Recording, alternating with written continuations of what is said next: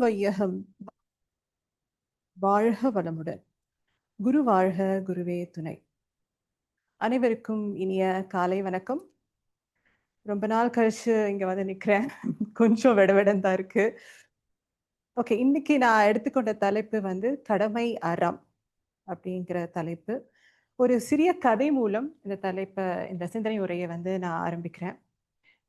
ஒரு பயணி ஊரு ஊரா போய் ஊர் சுத்தி பார்க்குற ஒரு பயணி வந்து ஊரு விட்டு ஊரு போயிட்டு இருக்க சமயத்துல ஒரு ஒரு இடத்துல ரொம்ப அழகான ஒரு கட்டிடம் வந்து கட்டிட்டு இருந்ததை பார்த்தாரு. அப்போ அந்த கட்டிடம் என்ன கட்டிடம் இது? இத ரொம்ப அழகா இருக்கே! என்னன்னு போய் கேட்கலாம் அப்படின்னு சொல்லி அந்த இடத்துக்கு போய் கேட்கிறாரு. அங்கே வந்து தொழிலாளிகள் வேலை பார்த்துட்டு இருக்காங்க. அங்க இருக்க ஒரு தொழிலாளி கிட்ட, "ஐயா, இது என்ன கட்டடம் கட்டுறீங்க? ரொம்ப அழகா இருக்கு. என்ன பண்ணிட்டு இருக்கீங்க?" அப்படின்னு சொல்லி கேட்கிறாரு. அப்போ அந்த தொழிலாளி சொல்றாரு, "பார்த்தா தெரியல. கட்டடம் கட்டிட்டு இருக்கோம். செங்கல் அடுக்கிட்டு இருக்கேன். இது கூடவா தெரியல? இத வந்து கேள்வி கேட்கிறீங்க?" அப்படின்னு ரொம்ப கோவமா, ஏதோ ஒரு மூடு சரியில்ல போல இருக்கு. கோவமா பதில் சொல்லிட்டாரு. இதுக்கு மேல அவர்கிட்ட எதையுமே பேச முடியாது அப்படின்னு புரிஞ்சுட்டு, அவர் என்ன பண்றாரு, அடுத்த தொழிலாளி கிட்ட போய் இதே கேள்விய கேட்கிறாரு. "என்ன கட்டிடம் சாமி இது? இது கட்டிட்டு இருக்கீங்க. ரொம்ப ரொம்ப அழகா இருக்கு." அப்படின்னு சொல்லி கேட்கிறாரு. அதுக்கு அந்த 2வது தொழிலாளி என்ன பதில் குடுக்கிறாருன்னா, "இது ஒரு அழகான பெரிய பள்ளிக்கூடம். இந்த ஊர்லயே இருக்கிற ஒரு பெரிய பள்ளிக்கூடமா நாங்க இத வந்து கட்டிட்டு இருக்கோம். ஆ இன்னும் 6 மாசத்துல எங்க ஊர்ல இருக்க எல்லா குழந்தைகளும் இங்க வந்து படிக்க போறாங்க. ஆ எனக்கு ரொம்ப சந்தோஷமா இருக்கு. ஒரு நல்ல வேலைக்கு நான் வந்து ஒரு சின்ன துணை புரியிறேன் அப்படின்றதுல வந்து எனக்கு ரொம்ப சந்தோஷமா இருக்கு. எங்க ஊர்ல இருக்க எல்லா குழந்தைகளுக்கும் வந்து கல்வி செல்வம் கிடைக்க போறது அப்படின்னு சொல்லிட்டு, அத வந்து ரொம்ப சந்தோஷமாகவும், பெருமையாகவும் சொன்னார். ஸோ இந்த கதையில இருந்து நமக்கு என்ன புரியுது? என்ன என்ன அவரு sorry? How do you take it is more important. Okay. How do you take it? Okay. செய்ற வேலைய ஆத்மார்த்தமா செய்யணும் என்னன்னு புரிஞ்சுட்டு செய்யணும். கரெக்ட். செய்ற வேலைய ஆத்மார்த்தமாவும் புரிஞ்சுட்டும், அதுல ஈடுபடுத்தியும் செய்யணும்.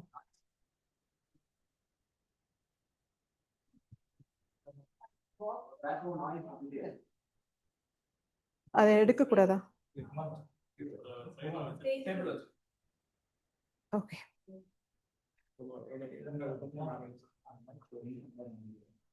So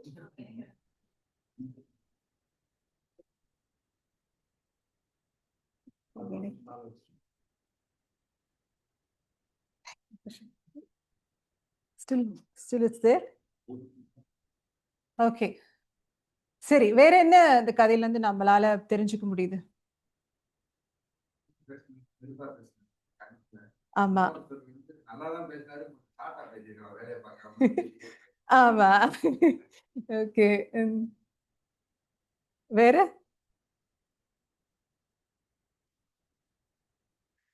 சரி.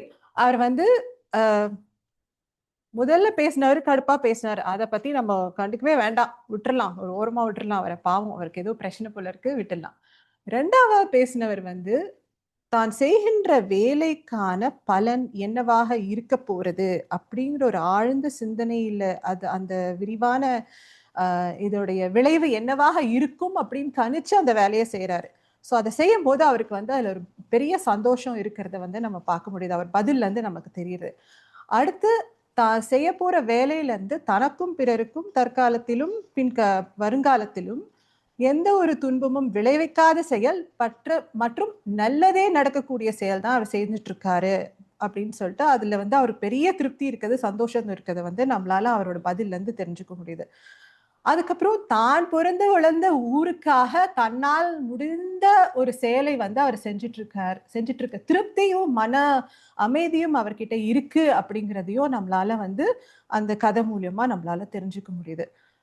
அடுத்து அவருடைய வேலையில அவர் சொன்ன மாரி ரொம்ப ஷார்ட்டா முடிச்சுட்டாரு. அவரோட வேலையில அவரு தொடர்ந்து ஆழமா அ அ ஈடுபட்டு இருக்கிறதுனால, ரொம்ப ஷார்ட்டா ஒரு ஆன்சர் குடுத்து முடிச்சுட்டாரு. பட் சொல்ல வேண்டிய கேட்ட கேள்விக்கு பதில் குடுத்துட்டாரு. ஸோ அவர்தான் உண்மையான ஒரு கர்மயோகி அப்படின்னு சொல்லலாமா?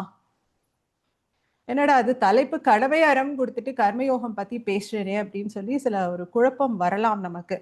எனக்கே தெரியல. ஒரு கர்மயோகம் பத்தி தான் நான் டாபிக் எடுத்து ப்ரிப்பேர் பண்ண ஆரம்பிச்சேன். அதுக்கப்புறம் மகரிஷியோட வனவளக்கலை புக்கை பார்க்கும்போது தான் தெரியுது, கடமை அறம் அப்படின்றது பேர்ல தான் அவர் வந்து எழுதியிருக்கார். கர்மயோகமேனாலே கடமை அறம் அப்படின்ற தலைப்புல தான் அவர் எழுதியிருக்கார்.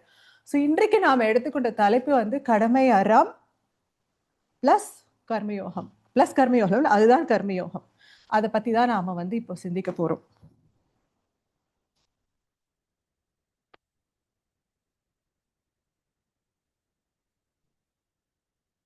சரி, இப்போ கடமை அறம், இப்போ கர்மயோகம் அப்படிங்கிறதுல வார்த்தை வந்து கர்ம அப்படின்ற வார்த்தை தான் நமக்கு வந்து தெரியுது. ஸோ கர்ம அப்படிங்கிற வார்த்தை வடமொழி வார்த்தை. அது கர்மயோகமே வந்து வடமொழி தான். தமிழ் வந்து கடமை அறம். ஸோ கர்ம அப்படிங்கிறது வந்து சமஸ்கிருத வார்த்தை கிரு அப்படிங்கிற வார்த்தையில இருந்து அது வந்திருக்கு. அதுக்கான அர்த்தம் வந்து செயல். ஸோ எந்த ஒரு உயிரா இருந்தாலும் இந்த உலகத்துல நம்ம வந்ததுக்கு அப்புறம் அந்த இயக்கம் வந்து இருந்துகிட்டே தான் இருக்கும். இப்போ ஒரு உதாரணத்துக்கு நம்ம வந்து ஒரு விதையை விதைக்கிறோம் அப்படின்னு சொல்லி வச்சுக்கோங்களேன். ஒரு தொட்டியில விதையை போட்டு விதைக்கிறோம். ஒரு 2-3 நாள் ஒரு குட்டியா அதுல வந்து முளை விட்டு செடி வரதை வந்து நம்மளால பார்க்க முடியும். அப்போ என்ன நடக்குது அங்க அப்படின்னு பாத்தீங்கன்னா, அந்த இடத்துல ஏதோ ஒரு இயக்கம் வந்து இருந்திருக்கு. அதனால அந்த விளைவுனால செடி வந்து வந்திருக்கு. இன்னும் கொஞ்ச நாள்ல அது இன்னும் ஒரு அழகான ஒரு செடியா வந்து வளர்ந்து வரும். எந்த ஒரு உயிரா இருந்தாலும் அந்த இடத்துல இயக்கம் வந்து இருந்துகிட்டே தான் இருக்கும். ஸோ இது வந்து வெறும் உயிரினங்களுக்கு மட்டும் இல்ல, ஜட பொருட்கள்லயும் இயக்கங்கள் இருக்கு. ஆனா அது கண்ணுக்கு அவ்வளோ ஈஸியா நமக்கு வந்து தெரிய போறது இல்ல. ஒரு ஒரு ஒரு ஒரு லாங் பீரியட் ஆஃப் டைம்க்கு அப்புறம் தான் அதை வந்து அதுல வந்து ஒரு மாற்றம் ஏற்படுறத வந்து நம்ம பார்க்க முடியும். பட் உயிரினங்கள் மனிதர்களிடையே வந்து இயக்கங்கள் இருக்கிறத வந்து நம்ம கண்ணுக்கு நேரா உடனே வந்து நம்மளால பார்க்க முடியும். அதுல மாற்றங்கள் ஏற்படுறது வந்து நமக்கு தெரியும். ஸோ எப்படி ஏற்படுது அப்படின்னா, நம் செயலின் மூலமாக தான் அது ஏற்படுது. ஸோ செயல் தான் கர்மம் அப்படின்னு சொல்லிட்டு இந்த இடத்துல வந்து நம்ம வந்து கன்க்ளூட் பண்ணலாம். ஒரு ஒரு ஒரு ஒரு இதுக்கு வரலாம். ஸோ இப்படி செயல் ஒரு உயிர்லேருந்து ஆரம்பிச்சு இப்ப 6ஆம் அறிவு படுத்த மனிதன் வரைக்கும் எவ்வளவு தன்மாற்றங்கள் நமக்குள்ளார ஏற்பட்டிருக்கோ, அந்த அளவு எவ்வளோ ஒரு செயல்கள் அங்க வந்து நடந்திருக்கும், எவ்வளோ வந்து இயக்கங்கள் அந்த இடத்துல வந்து நடந்திருக்கும் அப்படின்னு நம்ம யோசிக்கும் போது நிஜமா ரொம்பவே பிரமிப்பாகவும் ஆச்சரியமாகவும் இருக்கு இல்லையா? ஸோ இப்படி செயல் இப்போ வந்து செடி விதைத்தும் செடியாக வளர்ந்தது. ஸோ ஒரு செயல் இருக்கு, விளைவும் இருக்கு. ஸோ செயலும் கர்மம் தான், விளைவும் கர்மம் தான். நல்லா படிச்சு மார்க் வாங்கினா, நல்லா படிச்சது வந்து ஒரு செயல், மார்க் வர்றது வந்து விளைவு அப்படின்னும் போது, ஸோ அதுவும் கர்மம் தான், விளைவும் வந்து கர்மம் தான் அப்படின்னு சொல்றாங்க. நல்லா படிக்கல, மார்க் வாங்கல, அந்த இடத்துல செயல் இல்லை, ஆனாலும் அதற்கு ஒரு விளைவு. அந்த விளைவும் கர்மம் தான். உன் கர்மாடாது, நீ மார்க் வாங்கல அப்படின்னு சொல்லுவாங்க. அப்ப என்ன அர்த்தம்னா, நீ அதுக்கு முன்னாடியே செய்ய வேண்டிய செயலை வந்து நீ ஒழுங்கா செய்யல அப்படின்னு தான் அர்த்தம் அப்படின்னு. ஸோ செயலும் கர்மம் தான், விளைவும் கர்மம் தான். ஸோ நம்ம பிறந்ததிலிருந்து இந்த இந்த நாள் வரை நாம் செய்கின்ற செயலுக்கு ஒரு விளைவுகள் வந்துகிட்டே தான் இருக்கும். செயல் சேர்ந்துகிட்டே தான் இருக்கும், விளைவு வந்துகிட்டே தான் இருக்கும். இப்படி மாறி மாறி தான் நம்மளுடைய செயல் விளைவு அப்படின்னு ஒரு சர்க்கிள்ல தான் நம்ம வாழ்க்கையே போயிட்டு இருக்கு. ஸோ அது நம்ம பிறந்ததுல இருந்து வாழ்ந்து இந்த வரைக்கும் இருக்கிற அந்த வாழ்க்கையில இருக்கிற அந்த செயல் மற்றும் விளைவை தான் நாம வந்து என்ன சொல்றோம், பிராரப்த கர்மம் அப்படின்னு சொல்றோம்.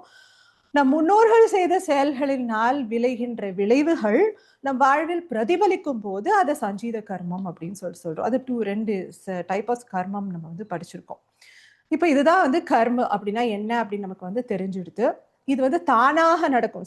சில விளைவுகள் வந்து தானா நடந்துகிட்டே இருக்கும். நமக்கு தெரியாம நம்ம எதிர்பார்க்காம கூட சில விளைவுகள் வந்து நம்ம வாழ்க்கையில வந்து நடந்துட்டே இருக்கதை நம்மளால டே டு டே லைஃப்லயே நம்மளாலே பார்க்க முடியுது. ஆனா அதுக்கான செயல் நம்ம என்ன செஞ்சோம் அப்படின்னு கொஞ்சம் கவனிச்சு பார்த்தாதான் அது அது நம்ம செஞ்சோமா இல்ல நம்ம முன்னோர்கள் செய்தார்களா அப்படிங்கிற ஒரு ஆய்வு எடுத்தாதான் நம்மளால அதை வந்து புரிஞ்சுக்க முடியும். சில விஷயங்கள் நம்ம விளைவுகள் வச்சு நம்ம புரிஞ்சுக்க முடியும், சில விஷயங்கள் நமக்கு ஏன் நடக்குது அப்படின்னு கூட நமக்கு தெரியாது. ஸோ ஓகே, இது வந்து என்னோட கர்மம், அதை நான் வந்து அனுபவித்து தான் நான் போக வேண்டும் அப்படின்னு சொல்லிட்டு நம்ம அதை வந்து எடுத்துட்டு தான் நம்ம போயிட்டு இருக்கோம். ஸோ இது கர்மம் அப்படின்றதுக்கான டெஃபினிஷனுக்கான விளக்கம். அடுத்து யோகா அப்படிங்கிறது நம்ம எல்லாருக்குமே தெரியும். அதுவும் ஒரு சமஸ்கிருத வார்த்தையில இருந்து தான் வந்தது. யுஜ் அப்படின்னு சொல்லிட்டு சொல்லுவாங்க. அப்படின்னா இணக்கமாக இருக்கிறது, ஒரு யூனியன், இணைந்து செய்வது அப்படின்றதுக்கு அதுக்கு பொருள். ஸோ இந்த இடத்துல வந்து என்ன இணைந்து நாம செய்கிறோம் அப்படின்னா, ஒரு செயலின் விளைவை ஆராய்ந்து அதில் ஏதாவது குறைகள் இருந்தால் அதை சீர் செய்து ஒரு முறைப்படுத்தி கொண்டு வாழ்கின்ற வாழ்க்கை தான் கர்மயோகம் அப்படின்னு சொல்லிட்டு சொல்றாங்க. ஸோ ஒரு செயலுக்கான விளைவை வந்து நாம் உணர்ந்து கொண்டு அதில் என்ன குறைகள் இருக்கின்றது, அதை நான் சீர் செய்ய முடியுமா அப்படின்ற ஒரு தெளிவில் வந்து அதை சீர் செய்து அதை வாழ்க்கை முறையாக நாம் அமைத்து கொண்டு போனால் அதற்கு பேர் தான் கர்மயோகம் அப்படின்னு பெரியவங்க சொல்லியிருக்காங்க. ஸோ கர்மயோகத்தோடைய பொருள் நமக்கு வந்து இப்போ தெரிஞ்சிடுது. இப்போ கூகுள்ல வந்து கர்மயோகா அப்படின்னு தேடினா என்ன வருது அப்படின்னு பாத்தீங்கன்னா, யாரோ ஒருத்தர் ரொம்ப ஃபோக்கஸ்டா வேலை பார்த்தா அதுவும் கர்மயோகா. ஒரு பிரதிபலன் எதிர்பார்க்காமல் செய்கின்ற அத்தனை வேலைகளுக்கும் கர்மயோகான்னு சொல்றாங்க.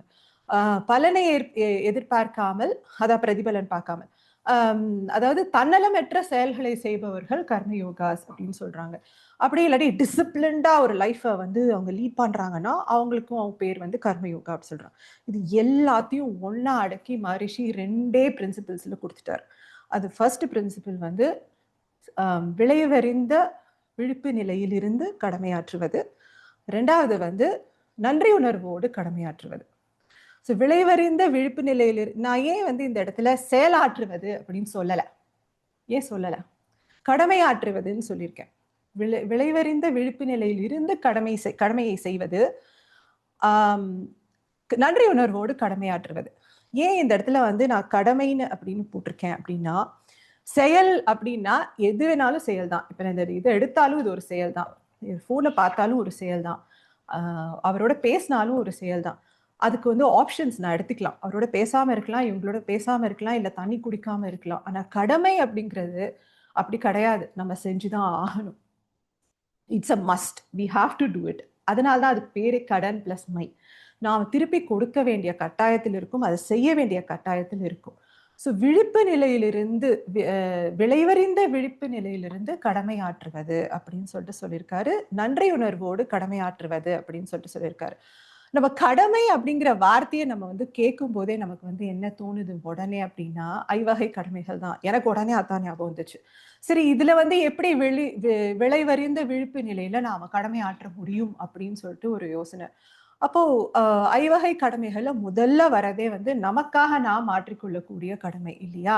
சோ அந்த நமக்காக நாம் மாற்றிக்கொள்ளக்கூடிய கடமை நமக்கு எல்லாருக்குமே நமக்கு தெரியும், நமக்கு சொல்லி கொடுத்துட்டாங்க. உடற்பயிற்சி செய்யணும், தவம் செய்யணும், நம்மளை நாமே பார்த்துக்கணும், 5 அளவு முறை, இந்த மாதிரி நல்ல விஷயங்களை பண்ணி நாம வந்து உடலை வந்து பத்திரமா பார்த்துக்கணும் அப்படின்னு சொல்லிட்டு சொல்லி கொடுத்தாங்க. ஆனா செய்ய முடியுதா? முடியல. இன்னைக்கு காலையில என்னால காயக்கல்பம் பண்ண முடியல. ஏன்? நமக்கு தெரியும் செஞ்சாதான் நம்ம வந்து ஒரு நல்லா இருக்க போறோம் தெரியும். ஆனாலும் நம்மளால வந்து செய்ய முடியல. ஏன்னா அதுல இருக்கும் அந்த உண்மை நிலையை வந்து நாம இன்னும் வந்து உணரல அப்படிங்கிறது தான் இங்க இருக்க உண்மை அப்படின்னு நான் வந்து ஒரு ஒரு நான் உணர்ந்த உண்மை இது. ஓகே, இப்போ உடல் அப்படின்னாலே இறைவன் வாழும் ஆலயம் அப்படின்னு சொல்லியிருக்காங்க நமக்கு எல்லாத்துக்குமே. அப்படி இறைவன் உரைகின்ற உடலை வந்து நாம எந்த அளவு நம்ம பார்த்துக்கிறோம், அந்த இறைவன் உரைகிறான் அப்படிங்கிறதே நமக்கு தெரியுமா அப்படின்னு கேட்டா இல்ல. எல்லாம் சொல்லி கொடுத்தாலும் ஆனா அதை உணர்ந்து அதை நம்ம செயல்படுத்துறோமா அப்படின்னு நம்ம யோசிச்சோம்னா சத்தியமா இல்லை. எனக்கே வந்து அது அப்படி புரிஞ்சா, ஓ இதுக்காக தான் நான் என் உடலை பார்த்துக்கணும் அப்படிங்கிறதே வந்து ஒரு சில நேரம் அந்த அவேர்னஸ் இருக்கும், ஒரு சில நேரத்துல இருக்காது.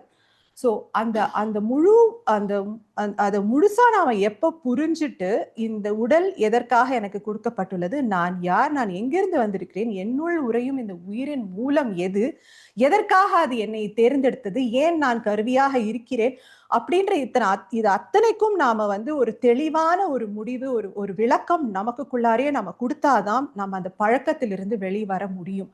அந்த பழக்கம் அப்படிங்கிறது நமக்கு தெரியும் ஆனா செய்ய மாட்டோம், அதுதான் பழக்கம். சோ இப்ப நமக்கு தெரிஞ்சிடுது. அதனாலதான் அதை முதல் கடமையாக அவர் கொடுத்திருக்கிறார். முதல்ல ஃபர்ஸ்ட் நீ உன்னை பாரு, அப்பதான் நீ எனக்கு உனக்குள்ளார இருக்கு என்னைய நான் பார்த்துக்க முடியும் அப்படிங்கறதுனால முதல் கடமையாக வந்து தன்னை தானே பார்த்து கொள்ளக்கூடிய கடமையை வந்து அவர் நமக்கு கொடுத்திருக்காரு.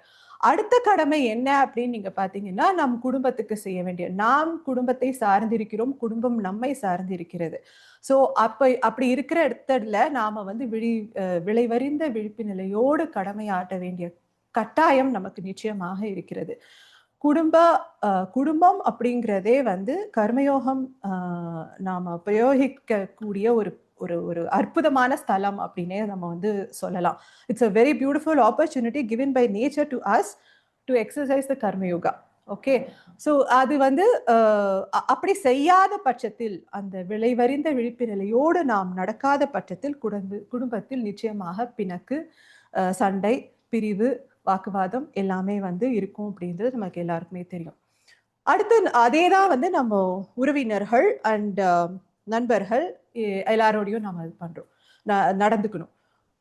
4வது 5வது கடமையாக நிற்கின்ற நாம் இந்த நம்ம பிறந்த ஊருக்கும் சமுதாயத்திற்கும் அடுத்து உலகத்திற்கும் நாம வந்து கடமையாற்ற வேண்டும். நான் என் என்னைய பார்த்துக்கிறேன், என் குடும்பத்தை பார்த்துக்கிறேன், என் உறவினர்கள் பார்த்துக்கிறேன். நான் எப்படி போய் எனக்கு என்ன டைம் இருக்கு, எனக்கு எங்க எனர்ஜி இருக்கு, நான் போயிட்டு என் சமுதாயத்துக்கும் என் ஊருக்கும் என் உலகத்துக்கும் நான் வேலை செய்ய என்னால முடியல, எப்படி நான் பண்றது அப்படிங்கிற ஒரு நான் ஏன் பண்ணணும் அப்படின்னு கூட சில பேர் வந்து கேட்கலாம்.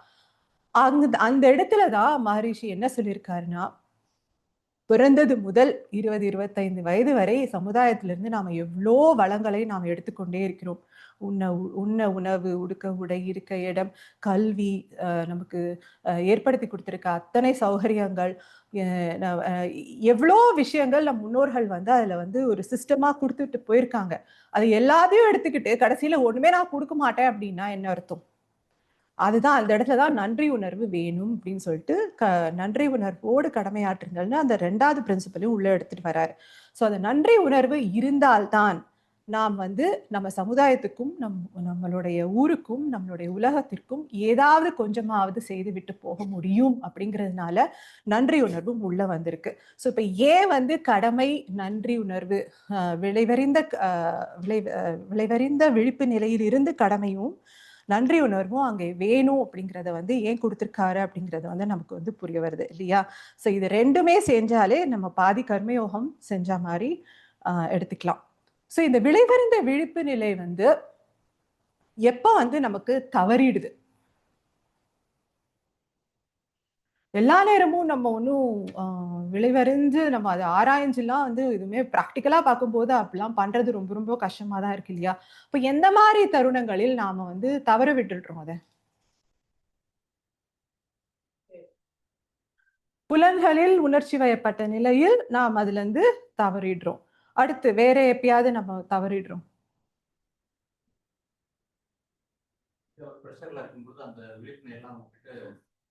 அவர் ஏன் பிரஷர்ல இருக்காரு? வேலையை முடிக்கணும், வேலையை முடிச்சாதான் கையில பணம் கிடைக்கும் இல்லையா? நம்ம வந்து பொருள் சேர்க்கறதுல தான் நிறைய கவனத்தையும் நம்மளுடைய நேரத்தையும் எனர்ஜியையும் நோக்கத்தையும் அந்த மைண்டை வந்து அதுலதான் நம்ம ஃபோக்கஸ் பண்ணிட்டு நம்ம போறதுனால அந்த நிஜமான விளைவு என்ன வரும் அப்படிங்கறத வந்து நாம வந்து சரியா ஆராயறது இல்ல. அப்போ வந்து அந்த அந்த இடத்துல இருந்து நம்ம தவறிடுறோம். நம்ம செய்யறது வந்து வேலைதான். அவர் ஒன்றும் தப்பா செய்யல. அவர் ஒரு வேலைதான் செஞ்சுட்டு இருக்காரு. ஆனா அவர் வந்து அதை விரும்பி செய்யவில்லை. ஒரு ஒரு அதை வந்து ஒரு அதனால ஏற்படுற என்ன விளைவு அப்படின்னு அதை அவர் யோசிக்கல. ஏதோ ஒரு கடமையே அப்படின்னு சொல்லிட்டு போறாரு. ஸோ கடமையே செய்யறவங்க இருக்காங்க. ஆனா அது நிஜமா அதோட விளைவு என்ன, நான் என்ன செஞ்சுட்டு இருக்கேன், நன்றி உணர்வோடு செய்யறாங்களா அப்படிங்கிறது வந்து நம்ம கொஞ்சம் ஆராய்ச்சி செய்தால்தான் அதை வந்து தெரியும். ரொம்ப சூப்பரா அவர் வந்து பதில் சொல்லிட்டார். கரெக்ட். ஸோ நம்ம வந்து பொருள் நமக்கு வேணும். இந்த உலகத்தில் வாழ்றதுக்கு பொருள் நமக்கு வந்து அவசியம் அப்படின்றது நம்ம எல்லாருக்கும் தெரியும். அதை நோக்கிதான் நம்ம முக்காவாசி வாழ்க்கையும் போயிட்டு இருக்கு. ஆனா அந்த இடத்துலயும் நம்ம வந்து பொருள் யாரும் ஈட்ட வேண்டாம்னு சொல்ல வரல. பட் அந்த இடத்துலயும் நாம செய்கின்ற அத்தனை செயல்களும் விளைவறிந்த விழிப்பு நிலையில் இருந்து செய்கின்றோமா அப்படிங்கிற ஒரு தற்சோதனை அப்பப்போ நம்ம பண்ணிக்கிட்டே இருக்கணும் அப்படின்னு தான் மகரிஷி சொல்றாரு.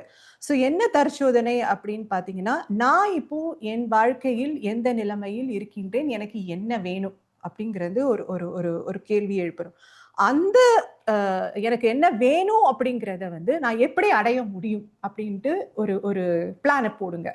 அந்த பிளான்ல நீங்க செய்கின்ற செயல் உங்களுக்கும் அதேதான். உங்களுக்கும் மற்றவர்களுக்கும் தற்காலத்திலும் பிற்காலத்திலும் உடலாலும் மனதாலும் துன்பம் தராமல் இருக்க வேண்டும். எல்லாமே நன்மை அளிக்கக்கூடியதாக இருக்க வேண்டும் அப்படின்றதுதான் வந்து இந்த இடத்துல அறம். ஓகேங்களா? ஸோ இது வந்து இருந்துச்சுனாலே அப்போ அந்த வேலைகளை எடுத்து நீங்க அப்ப அந்த பிளானை போட்டு then you can go ahead அப்படிங்கிறது தான் மகரிஷியோட இது. ஸோ இப்படி நாம வந்து ஒரு ஒரு ஒரு ஒரு ஆராய்ச்சி, ஒரு ஆராய்ந்து ஒரு பிளான் பண்ணி பண்ற நேரத்துல நம்ம கடந்த கால வாழ்க்கை, கடந்த காலத்துடைய அனுபவத்தையும் அதுல நம்ம கொண்டு வரணும். நிகழ்காலத்துல நாம இருக்கிற சூழ்நிலையும் நாம வந்து புரிஞ்சுக்கணும். வருங்காலத்தில் வர விளைவுகளையும் நாம வந்து அந்த இடத்துல வந்து கணிக்க வேண்டிய கட்டாயத்தில் இருக்கின்றோம். அந்த மூணு பேராமீட்டர்ஸும் அந்த இடத்துல நம்ம அனலைஸ் பண்ணணும் அப்படின்னு சொல்லி கொடுத்துருக்காரு. ஸோ இப்போ உதாரணத்துக்கு இதை ஒரு உதாரணம் வச்சு நான் சொல்லணும்னா, இப்போ நான் வந்து எனக்கு பிஹெச்டி பண்ணணும்னு ரொம்ப ஆசை அப்படின்னு வச்சுக்கோங்களேன். அதுக்கு பிஹெச்டி பண்ணணும்னா இப்போ கடந்த காலத்தில் அனுபவம் என்ன? நான் இதுக்கு முன்னாடி பிஹெச்டி பண்ணதில்லை, பட் நான் படிச்சிருக்கேன்.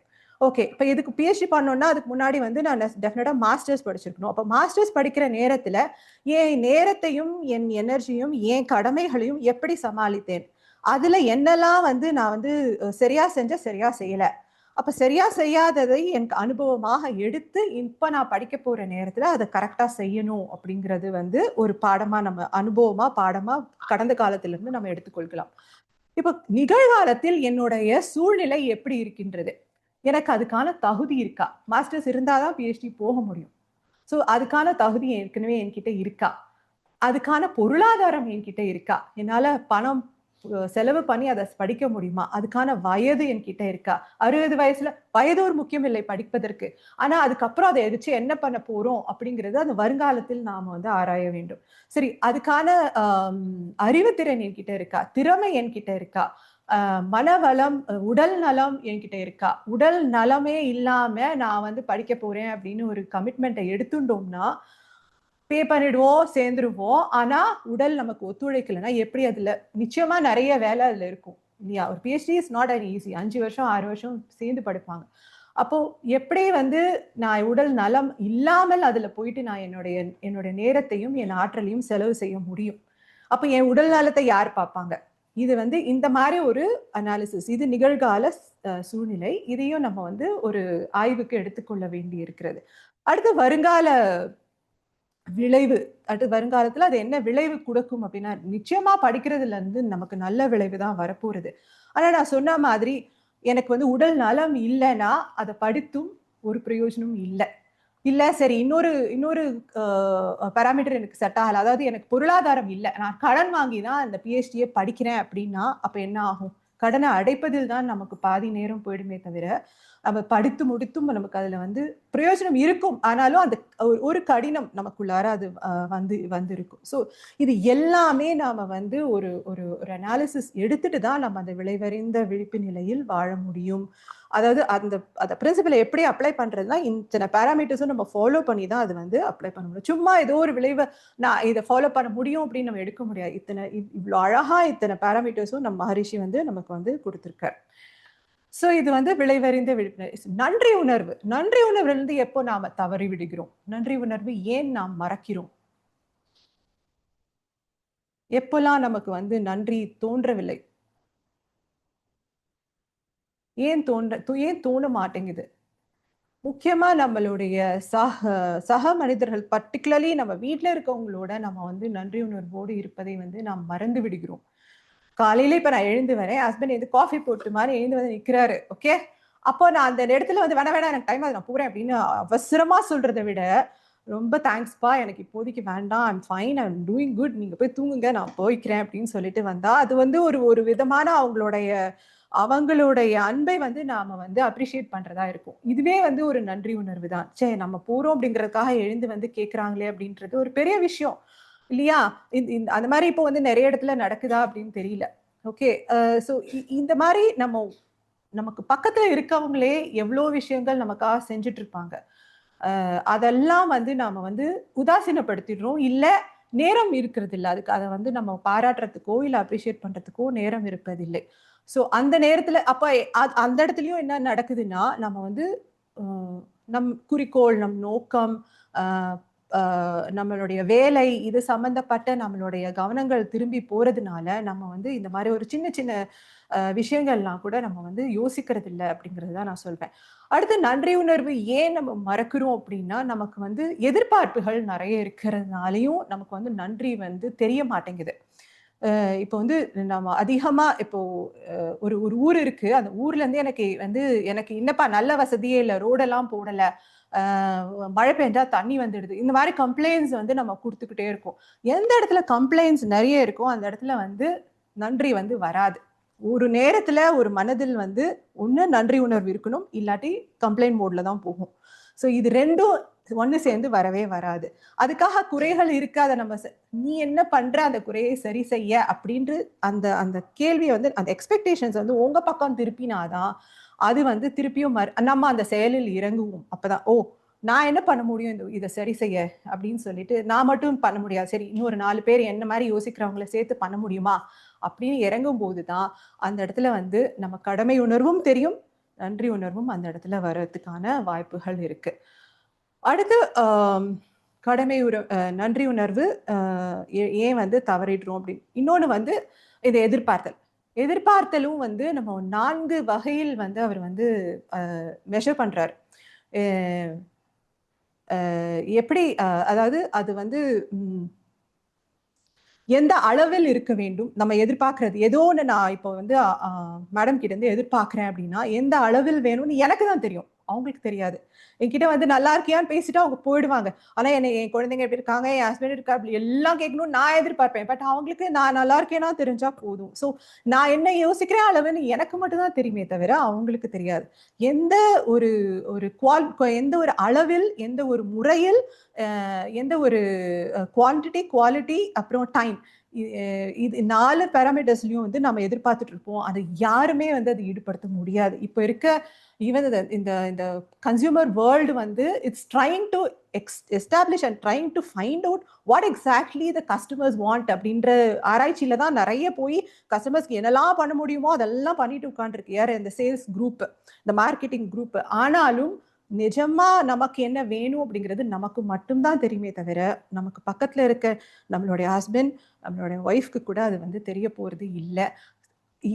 நம்மளுடைய தேவைகள் என்ன, எந்த அளவில் வேணும், எந்த குவாலிட்டியில வேணும், எந்த நேரத்துல வேணும் அப்படின்றது இறைநிலைக்கு மட்டும்தான் தெரியும்.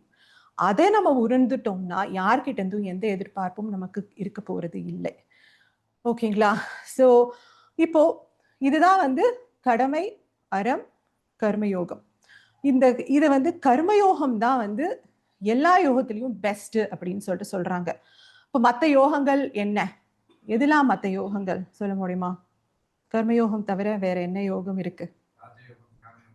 ராஜயோகம், ஞான யோகம், பக்தி யோகம். ஸோ முதல்ல பக்தி யோகம் தான் நமக்கு வந்து அறிமுகப்படுத்துறாங்க. ஏன்னா நம்ம சின்ன பிள்ளைகளா இருக்கும்போது பக்தி தான் முதல்ல வருது இல்லையா?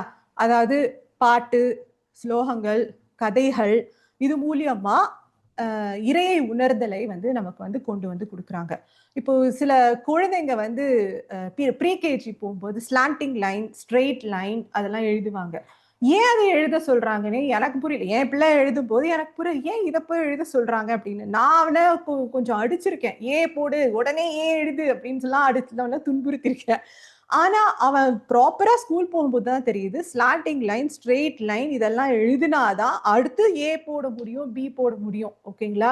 அப்புறம் தான் அது புரிஞ்சுது, ஓ இதுல பெரிய சைக்காலஜி இருக்கு, இதெல்லாம் போட்டு இந்த பிள்ளைக பழகுனாதான் பின்னாடி வர எழுத்துக்களை அவங்க கரெக்டா எழுத முடியும் அப்படிங்கிறதே எனக்கு அப்புறம் தான் புரிஞ்சுது. அதே மாதிரிதான் நம்ம பெற்றோர்கள், நம்ம பெரியவர்கள் எல்லாம் வந்து கதைகள் மூலமா, பாட்டு மூலமா, நிறைய இதிகாசங்கள் அது மூலமா நமக்கு வந்து நிறைய கதைகள் மூலமா நமக்கு வந்து இறைவனை அடையிறதுக்கான வழியை வந்து நமக்கு கொடுத்திருக்காங்க.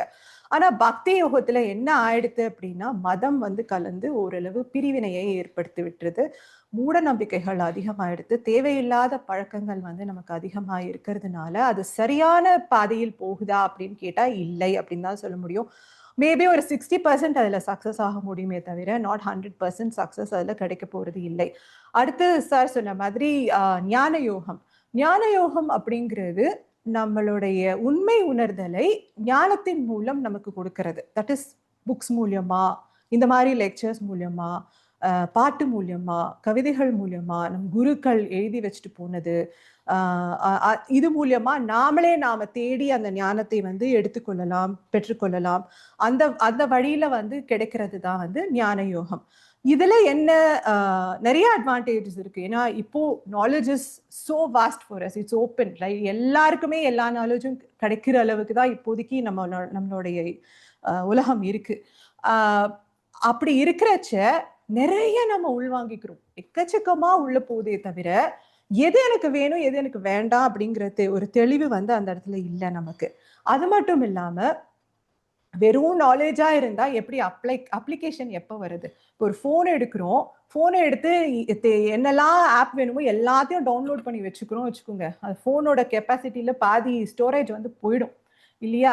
ஆனா எந்த ஆப் எப்ப யூஸ் பண்றோன்னே தெரியாது, யூஸ் பண்றோமானே தெரியாது, எதுக்கு அதை டவுன்லோட் பண்ணி வச்சுட்டு இருக்கோன்னே தெரியாது. ஸோ இது மாதிரி தான் ஞான யோகம் வந்து அதுலயும் வந்து நம்மளால அப்ளை பண்ணி அதோடைய நிலைமை அந்த உண்மையை உணர்ந்திருக்கிறோமா அப்படின்னு கேட்டா இல்லை அப்படின்னு தான் சரி வருது.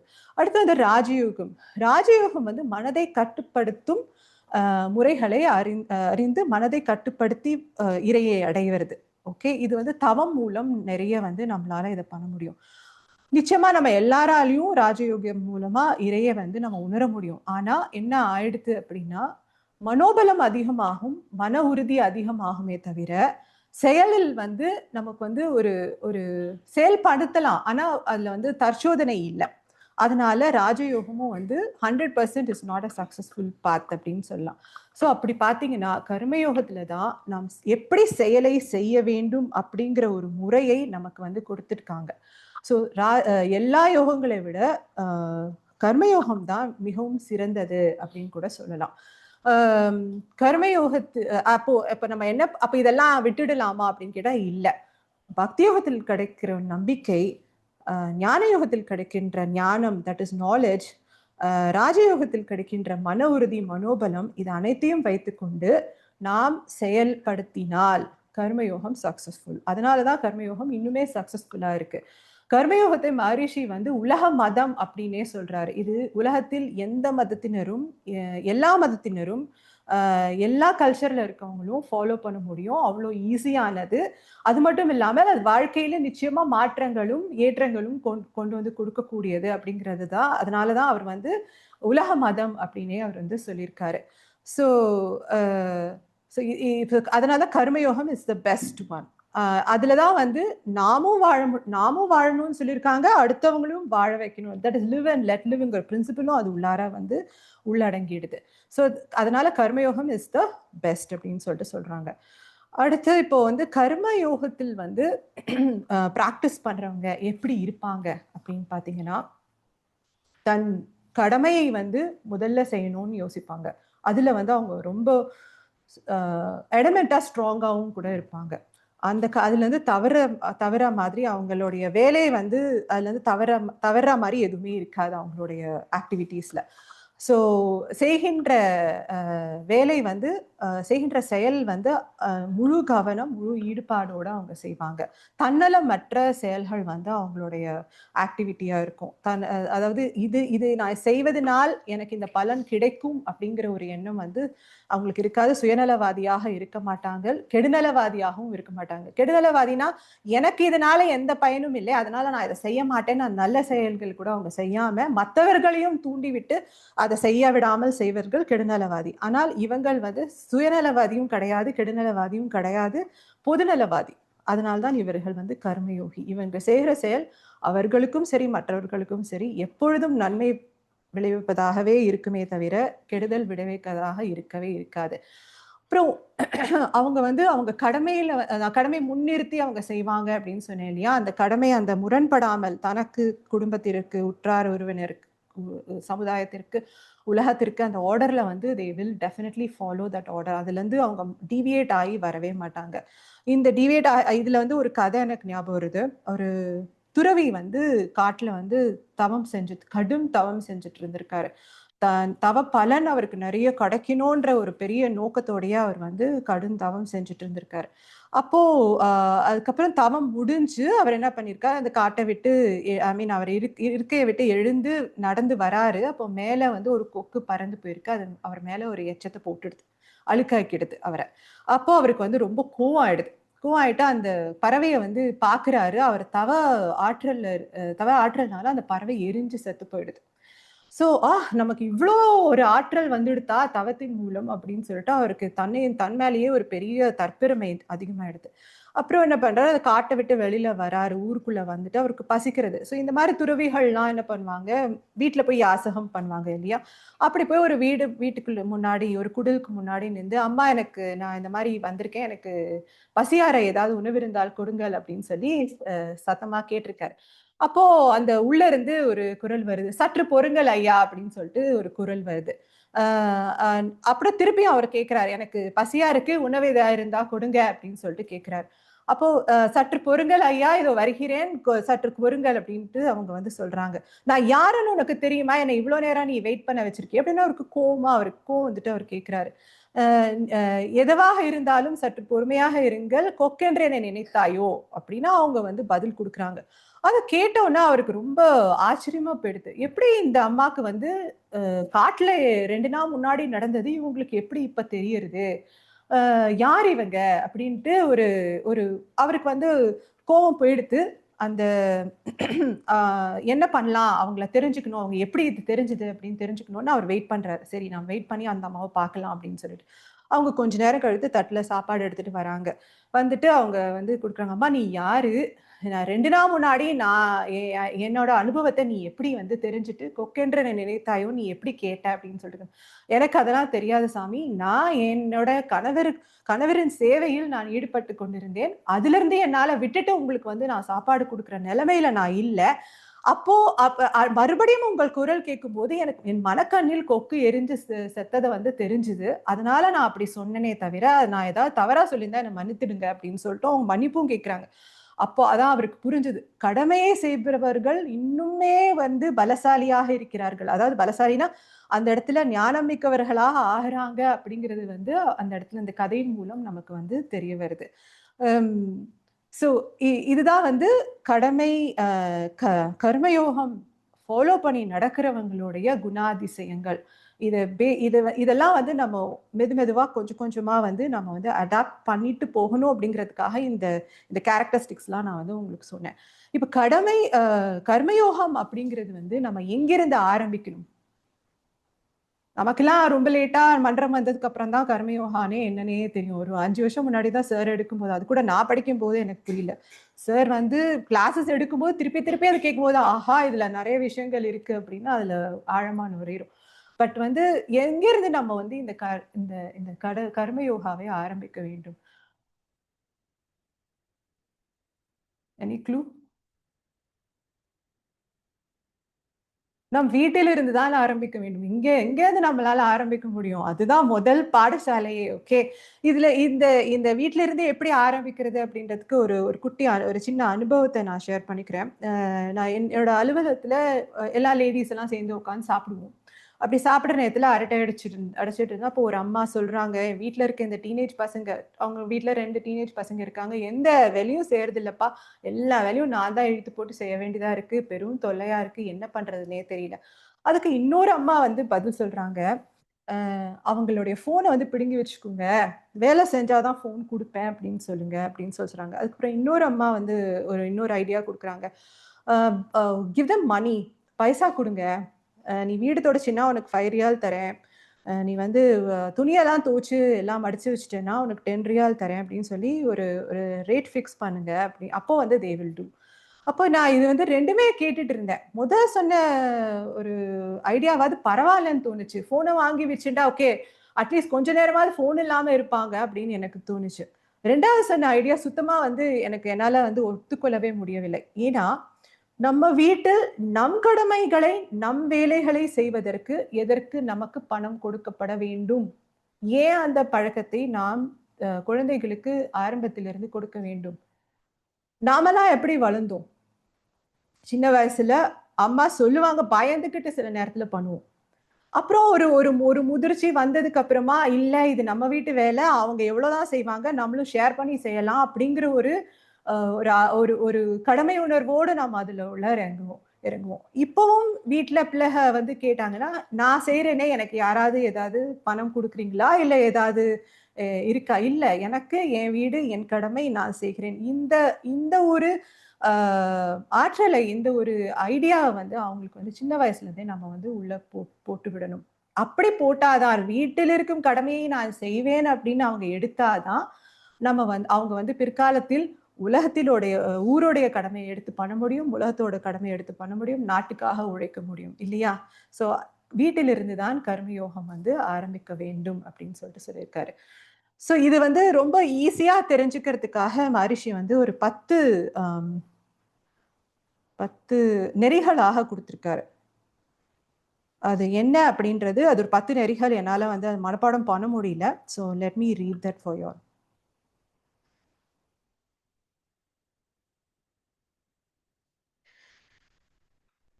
ஓகே. முதல் நெறி வந்து அன்னை, தந்தை, குரு, ஆட்சித் தலைவர், தெய்வம் ஆகிய ஐவரையும் மதித்து வாழுதல். ஃபாதர், மதர், அதாவது மாதா, பிதா, குரு, தெய்வம், கவர்மெண்ட், இது எல்லாத்தையும் வந்து மதித்து வாழ்தல் தான் ஃபர்ஸ்ட் நெறி. இறைநிலை ஒவ்வொருவருளும் அவரது அறிவின் உட்பொருளாக உள்ளது என உணர்தல். இதை எப்படி நாம உணர முடியும்? இறைநிலை ஒவ்வொருவருளும் உட்பொருளாக அறிவின் உட்பொருளாக உள்ளது அப்படின்ட்டு உணர்ந்து நாம வந்து செயல் புரிதல். தவம் மூலியமா தான் இதை அறிந்து கொள்ள முடியும். ஞான மார்க்கம் மூலியமாக தான் நாம வந்து இதை வந்து அறிந்து கொள்ள முடியும் இல்லையா? அடுத்து எண்ணம், சொல், செயல் இவற்றால் துன்பம் செய்யாது விழிப்போடு இருத்தல். யாருக்கும் துன்பம் செய்யாமல், எண்ணம், சொல், செயல் மூலமா யாருக்குமே வந்து துன்பம் விளைவிக்காது, அதுதான் அறம் இல்லையா? ஸோ அது அந்த அந்த அதுவும் வந்து ஒரு நெறியாக கொடுத்திருக்கார். உணவு, உழைப்பு, ஓய்வு, உடலுறவு, எண்ணம் ஆகிய 5 அளவு முறை காத்தல் அப்படின்னு சொல்லி இருக்கார். 5 அளவு முறை டெஃபினட்டா வேணும். அப்பதான் உடலை வந்து நாம் பாதுகாக்க முடியும் அப்படின்றதுக்காக. ஒழுக்கம், கடமை, ஈகை ஆகிய 3ம் இணைந்த அறநெறி வாழ்க்கை வாழுதல். ஒழுக்கம் ஆல்ரெடி கடமை உணர்விலேயே இதான் எடுத்து, யாருக்கும் துன்பம் தராமல் இருப்பதே தான் ஒழுக்கம் இல்லையா? ஸோ அந்த ஒழுக்கத்தோடு நாம் நம்ம ஐவகை கடமைகளை ஆற்ற வேண்டும். ஈகை, அடுத்து நம்மளால முடிந்த ஈகை, நம்மளால முடிந்த உதவிகளை வந்து நாம வந்து இந்த சமுதாயத்துக்கு கொடுக்க வேண்டும் அப்படின்னு சொல்லிட்டு எழுதியிருக்கார். தான், குடும்பம், சுற்றம், ஊர், உலகு என்ற ஐவகை கடமைகள் செய்தல், இது நமக்கு தெரியும். சமுதாயத்தில் ஆன்மீக அறிவு பெறவும் உலக அமைதி பெறவும் தொண்டு செய்தல். தட்ஸ் வாட் நம்ம முத்துசர் இங்க வந்து நமக்கு பண்ணிட்டு இருக்காரு. நாமளும் அதை கூட சேர்ந்து செஞ்சுட்டு இருக்கோம் இல்லையா? பெண் குலத்தை நன்றியுணர்வுடன் மதித்தல். இந்த இடத்துல நான் இப்போ ஆண் குலமும் சேர்த்துதான் நம்ம போட வேண்டிய நிலைமையில இருக்கும். ஏன்னா போற போக்கு பார்த்தா அவங்களுக்கும் வந்து சம உரிமை கொடுக்க வேண்டிய சிச்சுவேஷன் போயிட்டு இருக்கு. ஸோ பெண் குலம் மட்டும் இல்ல, ஆண் குலத்தையும் நாம் நன்றி உணர்வுடன் மதிக்க வேண்டும். ஓகே. வருமானத்தில் 1% பிறர் நலத்திற்காக செலவிடுதல், அதுதான் ஈகை. ஓகே. ஆன்மா தூய்மை பெற அகத்தவம் செய்தல், மெடிடேஷன் பண்ணுங்கிறார். ரொம்ப சிம்பிள். இது எல்லாமே நாம டெஃபினட்டா பண்ணிட்டு தான் இருக்கோம். ஆனா அதை உணர்ந்து செய்கின்றோமா அப்படிங்கிறது தான் இன்றையோடைய அலசல். விளைவறிந்த விழிப்பு நிலையோடு நாம் செய்கின்றோமா? ஏன் தவம் செய்ய வேண்டும்? ஏன் உடற்பயிற்சி செய்ய வேண்டும்? இந்த உடல் எதற்காக இருக்கிறது? என் குடும்பம் என்னவாக இருக்கிறது? அந்த அந்த குடும்பத்தில் வந்து நாம கர்மயோகம் இல்லைன்னா அந்த மூணு டூல்ஸை வந்து பயன்படுத்தவே முடியாது. என்ன டூல்ஸ் சொல்லுங்க? குடும்ப அமைதிக்கு மூணு டூல்ஸ் கொடுத்திருப்பாரு. 3 கீஸ்ன்னு சொல்லுவாங்க. கரெக்ட். இது பண்ணவே முடியாது. ஓகே. அந்த அந்த அதுல வந்து நம்ம இப்போ ஏற்க முடியலன்னா நம்மளால அவங்கள வந்து எப்படி ஏற்க முடியலன்னா அதோட விளைவு என்னவாக இருக்கும்? அவங்க ஏதோ செஞ்சிடுறாங்க, அவங்கள நம்ம அதை வந்து நம்மளால ஏத்துக்க முடியலன்னா அதோட விளைவு என்னவாக இருக்கும்னு கொஞ்சம் ஆராய்ச்சி பண்ணோம்னா அவங்கள ஏத்துக்க நம்ம ஆரம்பிச்சிருவோம். ஓகே. குடும்ப அமைதி தான் என் நோக்கம்னா டெஃபினட்டா ஏத்துப்போம் இல்லையா? அதே நேரத்துல விட்டு கொடுத்தல். இந்த இடத்துல இந்த சின்ன விஷயத்த நான் விட்டு கொடுக்காம போனா என்ன ஆகும்? இப்போ நான் இன்னைக்கு கிளாஸ்க்கு வந்து ப்ரிப்பேர் பண்ணணும். நேற்று எனக்கு டென்டல் அப்பாயின்மெண்ட்டு என் ஹஸ்பண்ட் ஃபிக்ஸ் பண்ணிட்டாரு, நான் பண்ணலை. நான் சொல்கிறேன் எனக்கு ப்ரிப்பேர் பண்ணுப்பா, என்னால் அங்கே போய் 1 மணி நேரம்லாம் உட்காரவே முடியாது, என்ன பண்ணுறீங்க அப்படின்னு சொல்லிட்டு. ஏன் இப்படி எனக்கு தள்ளி போடுங்கன்னா முடியாதுன்ட்டாரு. ஸோ என்ன பண்ணுறது அந்த இடத்துல? Okay fine, let me give up some time of mind அப்படின்னு போய் உட்கார வேண்டியதாயிடுது. இல்லை என்னால் முடியாது, நான் வரலை, நான் எனக்கு என்னோட ப்ரிப்பரேஷன் தான் முக்கியம், நான் உட்காந்தேன்னா அந்த இடத்துல நான் அவரை வந்து ஏற்கலை, விட்டு கொடுக்கல அப்படின்ட்டு தான் எடுத்தோம். அந்த இடத்துல நிச்சயமா வந்து நான் சொல்றதை நீ கேட்கல அப்படிங்கிற மாதிரி ஒரு ஆர்குமெண்ட் போறதுக்கான சான்சஸும் இருக்கு. இது ஒரு சின்ன எக்ஸாம்பிளா நான் சொல்றேன். குடும்ப அமைதியில். ஸோ குடும்ப அமைதியிலும் நாம் விளைவறிந்த விழிப்பு நிலையில் இருந்து நன்றியுணர்வோடு செயல்பட்டால்தான் குடும்ப அமைதியும் நமக்கு கிட்டும் அப்படிங்கிறதையும் நான் இங்க சொல்லிக்கிறேன். ஸோ கடமை அறம் அப்படின்னா கர்மயோகம் தான். ஸோ கர்மயோகத்தில் முக்கியமான 2 பிரின்சிபிள்ஸ் விளைவறிந்த விழிப்புநிலை, நன்றி உணர்வு. இது 2ம் இருந்ததுனாலே நம்ம எல்லாத்தையும் கர்மயோகத்தையே ஃபாலோ பண்றதாகவே தான் அர்த்தம். அதை புரிந்து கொண்டு அவர் சொன்ன அந்த 10 நெறிகளில் நம் வாழ்க்கையை அமைத்துக் கொண்டோமேயானால், நாம் நிச்சயமாக எல்லோரும் கர்மயோகியாக இருக்க முடியும், ஆக முடியும் அப்படிங்கிறதுல எந்த ஒரு ஐயப்பாடும் இல்லை.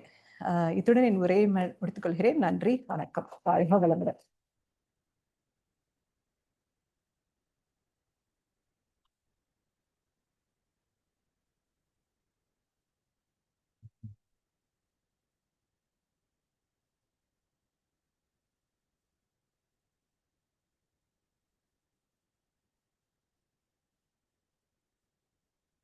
வாழ்க வளமுடன்.